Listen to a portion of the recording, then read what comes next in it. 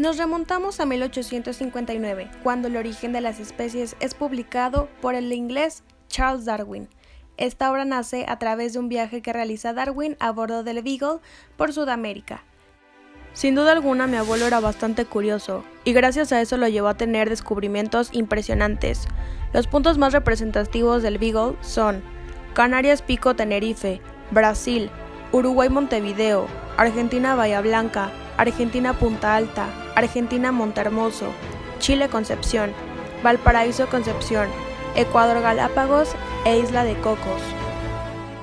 Esta obra no estaba pensada lanzarse en 1859.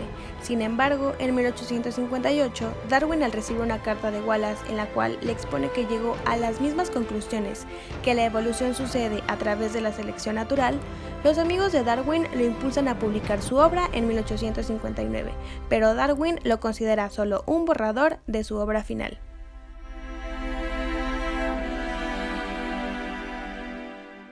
Existen variaciones. Si nosotros comparamos distintas especies en estado doméstico, podemos observar que hay una gran variación en distintos caracteres que éstas poseen. Esta gran variabilidad se debe a que nuestras producciones domésticas se han criado en condiciones de vida menos uniformes y algo diferentes de aquellas que han estado sometidas en la naturaleza, la especie madre.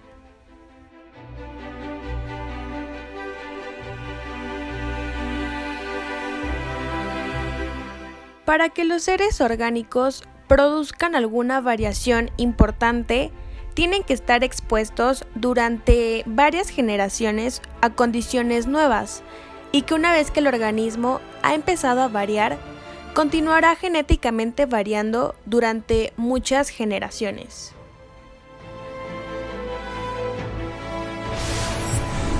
Yo soy paleobiólogo. Y lo que podré decirles de las causas de variabilidad es de que estas se generan gracias a que ciertos animales salvajes, como fueron los primeros caballos, cabras, perros, gatos, en general, todos aquellos animales que logramos domesticar por casi 30.000 años, tuvieron que pasar por distintas décadas de cambios de condiciones de vida, lo cual eso generó una variabilidad de distintas especies de estos animales, porque no solo hay una sola especie de caballos domésticos, sino que también hay distintas de vacas, de caprinos, porque cada uno tiene sus distintivos cuernos, tipo de pelo, coloraciones, incluso hasta pezuñas. Y este tipo de cambios morfológicos en sus partes se debe a cambios directos, que quiere decir de que directamente se cambian las partes o la morfología de estos animales para así generar una variación. Pero si es en caso indirecto, únicamente se harían modificaciones a los aparatos reproductores. Por ejemplo, con las plantas, cercano que podemos tener una variación indirecta, porque en variación directa no han tenido muchas modificaciones, pero sí tienen ciertas modificaciones en sus aparatos reproductores, porque no todos son iguales. Por ejemplo, en las rosas, estas tienen distintas coloraciones y no cambia mucho en eso, pero si podemos decir de sus aparatos reproductores, de todas es distinto. Es decir que, o sea, estas plantas fueron domesticadas, pues eso generó una variación, es decir, que por lo menos generó una variabilidad de sus aparatos reproductores para que entre ellas no se reproduzcan y hacer una clase de híbridos. Si nos desviamos un poco en lo que serían variaciones directas, aquí ya podremos aplicar el efecto del uso y desuso. Eso quiere decir, recalcando, el aislamiento, o mejor dicho, el cambio de ambientes de los animales salvajes para que fueran convertidos en animales domésticos.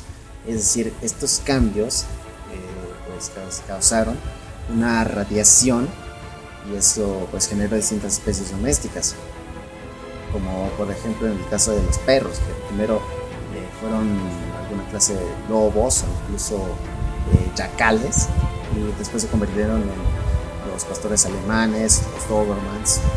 Algunos se redujeron en tamaño, se convirtieron en el salchicha, en el bulldog. Si nos vamos principalmente a radiaciones naturales, sí estaremos hablando de perros grandes, que son los más parecidos a los lobos y a los yacales.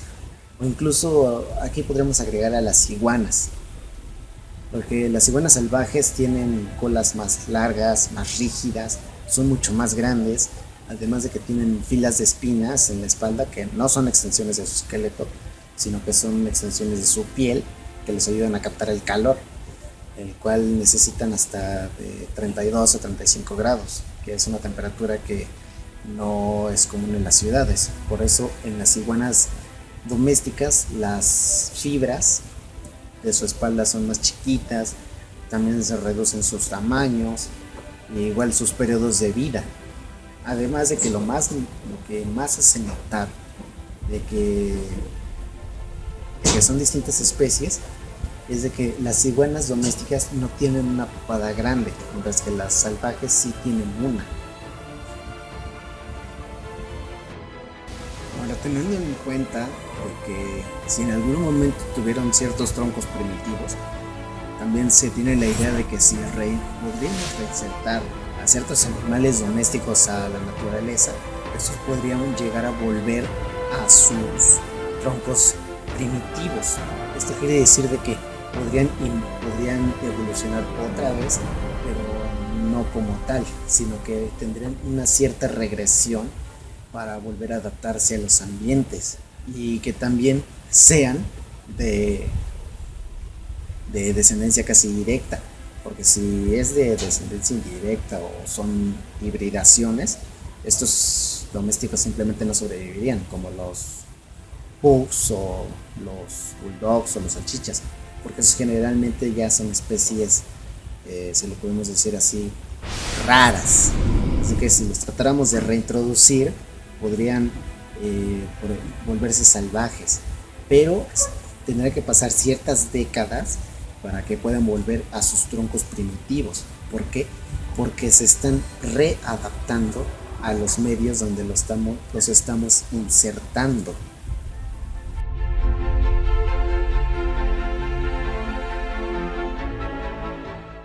La variación correlativa nos dice que cuando varía un carácter en una especie, por lo general va a ir acompañado de la variación de otro carácter.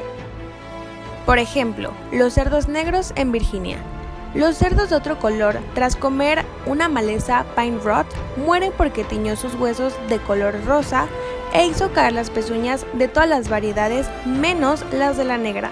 Por lo tanto, aquí tenemos una variación de color, pero también una variación de resistencia a la maleza.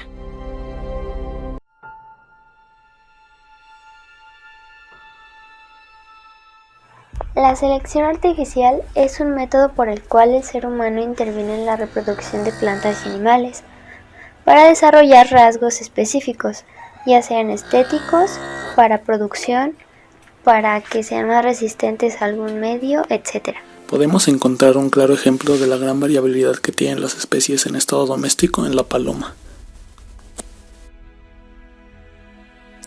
Pues han variado tanto durante el tiempo que llevan con todos los humanos en cautiverio, que sus diferencias ya no son simples como podría ser solo cambios ligeros en la forma de su pico, sus alas o incluso el color de su plumaje. Estas diferencias se extienden ya a cambios tan notables como podría ser la mensajera, que posee una piel caranculada en torno a la cabeza, acompañada por párpados muy alargados, orificios nasales muy grandes y ancha abertura de boca. La volteadora de cara corta y la volteadora común, que tienen el singular hábito heredado de volar a gran altura en bandadas compactas y dando vueltas en el aire. La paloma barbuda, que se relaciona con la mensajera, pero en lugar de pico largo lo tiene muy corto y ancho. O la buchona, que tiene el cuerpo, alas y cola muy alargadas y poseen un enorme buche que inflan. Como podemos observar, varios de los cambios que han sufrido estas especies han sido producto directo de la manipulación y crianza selectiva del hombre. A pesar de que estas especies actualmente se diferencian por grandes cambios en su estructura, debemos tener en cuenta que todas provienen del mismo ancestro común, la paloma silvestre. Las variaciones que dieron origen a las distintas razas de palomas que existen actualmente fueron producto de cambios pequeños y graduales, es decir, no se dieron abruptamente, sino que requirieron varias generaciones para perpetuarse y sobre todo para pronunciarse. Es decir, lo que al principio sería un ligero cambio en la estructura o comportamiento de una paloma se preservó durante varias generaciones, heredándose así a sus descendientes, que estos a su vez se irían separando cada vez más del ancestro en común. Que todas estas especies procedan de un ancestro en común es fácil de comprobar, pues podemos observar que entre ellas puede cruzarse sin ningún problema.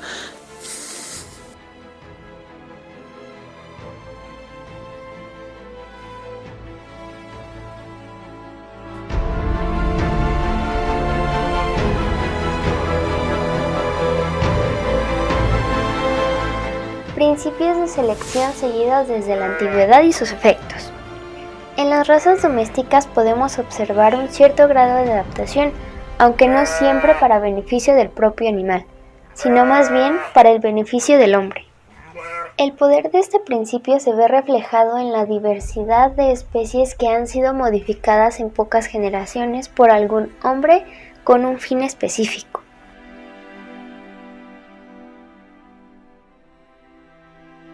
Cuando un criador se propone a obtener descendencia de algunos animales, generalmente no se preocupa por mejorar la raza o crear una subraza, se preocupa porque sus ejemplares sean mejores. Es aquí cuando se da un nuevo tipo de selección, la selección inconsciente. Esto sucede porque a la hora de seleccionar a los ejemplares que se reproducirán, generalmente se suelen escoger a aquellos que sean más rápidos, más fuertes o que cumplan alguna característica deseada. Esta tendencia a seleccionar los mejores individuos de una raza se puede observar en la crianza de perros, pues los padres siempre deberán ser aquellos que cumplan con las características propias de la especie, y aquellos que posean alguna desviación o variación serán ignorados y generalmente no serán cruzados.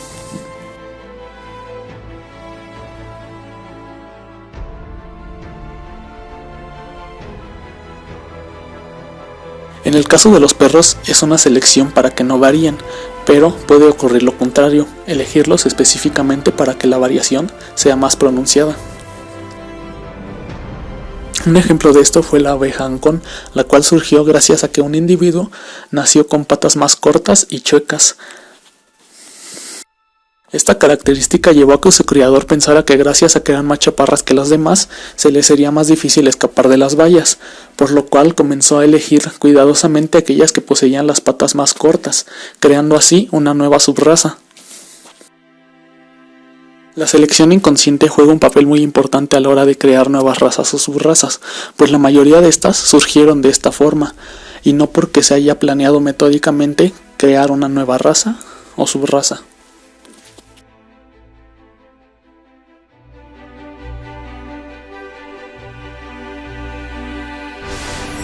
El día de hoy nos encontramos con el agricultor Axel, el cual nos explicará cómo es que selecciona los anturios para su reproducción. ¿Qué características tiene que tener un anturio para que usted pueda reproducirlo? Bueno, primero que nada hay que dejar en claro que esta parte del anturio se llama espata y espadice. Lo que necesita un anturio para que sea seleccionado para la reproducción es que la espata tenga colores vivos y sea de gran tamaño, por ejemplo y su espadice igual sea de gran tamaño. Okay. ¿Cuál es el color más vendido de este tipo de plantas? Por lo general, lo que más vendemos son los colores rojos y blancos, como pueden estar viendo. Okay. Como otro ejemplo tenemos la Dracenia y les voy a explicar las plantas que no crecieron apropiadamente.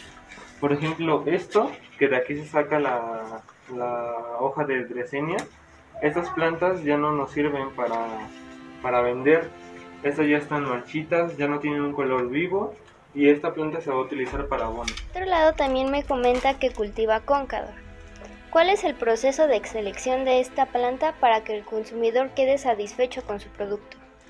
Bueno, primero que nada, los consumidores les gustan las flores altas, tienen que ser de mayor altura, debe tener mucho botón y que la flor sea de buen tamaño. Obviamente también tenemos que ver la calidad de la flor, la calidad de las hojas, todo eso. Usted selecciona las más altas para reproducirse, supongo. Sí. Y con las más pequeñas, ¿para qué las usa? Muchas veces esas se empaquetan para llevarlas a floristas que hacen arreglos, todo eso, y ya las que no se pudieron vender se utilizan para abonos. Ok, pues muchas gracias, un gusto conocerlo.